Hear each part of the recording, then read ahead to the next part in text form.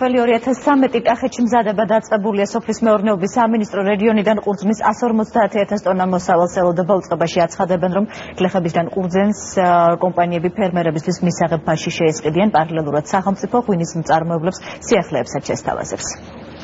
ამინდემა ძალიან შეუწყოს ნამდვილად რო იტყვიან სავენახე ამინდი იყო წლეო. ვაუჩერმა ძალიან შეგვიწყო ხელი. დიდი მოსავალია მოსული, ეხლა მთავარია როგორმე დავაბინაოთ. ეს უკვე მთავრობაზეა დამოკიდებული. ბონდო წულუკიძე წელს 9 ჰექტარიდან ყურძნის 8 ტონა მოსავალს ელოდება. როგორც თავად ამბობს, ყურძნის ქარხანაში ჩააბარებს და აღებული თანხით მეურნეობის გაფართოებას დაიწყებს. წულუკიძე სოფლის მეურნეობას წლები ამისდევს და ვაზის მოსვლის განსხვავებულ ტექნოლოგიას იყენებს. ადრე ჩვენი სტედით უნდა მიმეღო დაუშვათ 4 ტონა ყურძენი, ეხლა ველოდები 8 ტონა, თითქმის 2 მაქვს. ევროპულმა სტილმა ძალიან გაამართლა.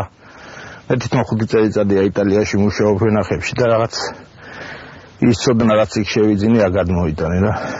როგორც უყურებთ, ფაქტის სახეზეა. გლეხებს წელს ყურძნის ჩაბარება 1 ლარად ან ლარზე მეტ თანხად შეეძლებათ. სოფლის მეურნეობის სამინისტრო წელს ღვინის მწარმოებელ კომპანიებს ყურძნის შესყიდვის შეთავაზებაში სუბსიდირებას სთავაზობს. ცნობილია, რომ კილოგრამ რქაწითელსა და კახურ მწვანეზე სახელმწიფო სუბსიდია 40 თეთრი იქნება, ხოლო კილოგრამ საფერავზე 25 თეთრი.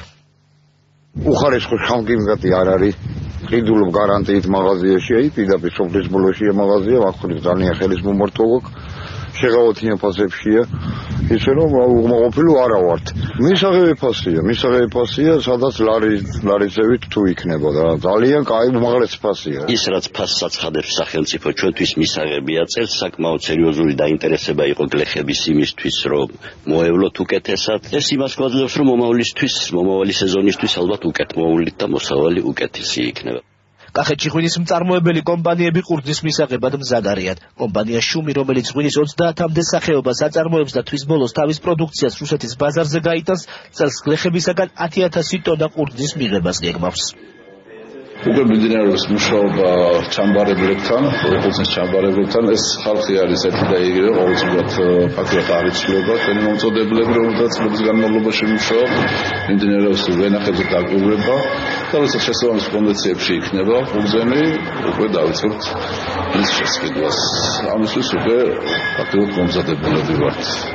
სოფლის მეურნეობის სამინისტრო კახეთიდან ყურძნის 150,000 ტონა მოსავალს ელოდება. თვალთან დაკავშირებით უწყებამ შეღავათიანი აგროსესხის პროექტს მეხუთე კომპონენტი დაუმატა, რაც ღვინის მწარმოებელი კომპანიებისთვის 15 თვიან სესხს ითვალისწინებს. ღვინის ეროვნულ სააგენტოში კი ქართული ღვინისა და ალკოჰოლური სასმელის საექსპორტო არეალის გაფართოებაზე საუბრობენ და ამის მაგალითად გასულ წელთან შედარებით ექსპორტის 43%-იანი ზრდა მოყავთ. ინტენსიური სამუშაოები მეღვინეებთან უკვე დავიწყეთ, ახლა ჩვენ ახლა ივნისის დასაწყისშივე.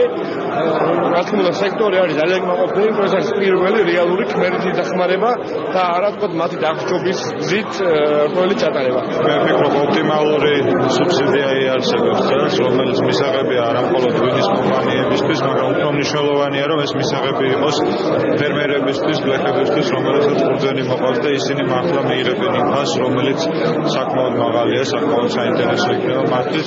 თველი 2013 კახეთში აგვისტოს ბოლოს დედოფლის წყაროს რაიონიდან დაიწყება. საკოორდინაციო შტაბი კი გურჯაანში გაიხსნება, სადაც გლეხებს ნებისმიერი კითხვის ან პრობლემის შემთხვევაში ცხელ ხაზზე დაკავშირება შეეძლება.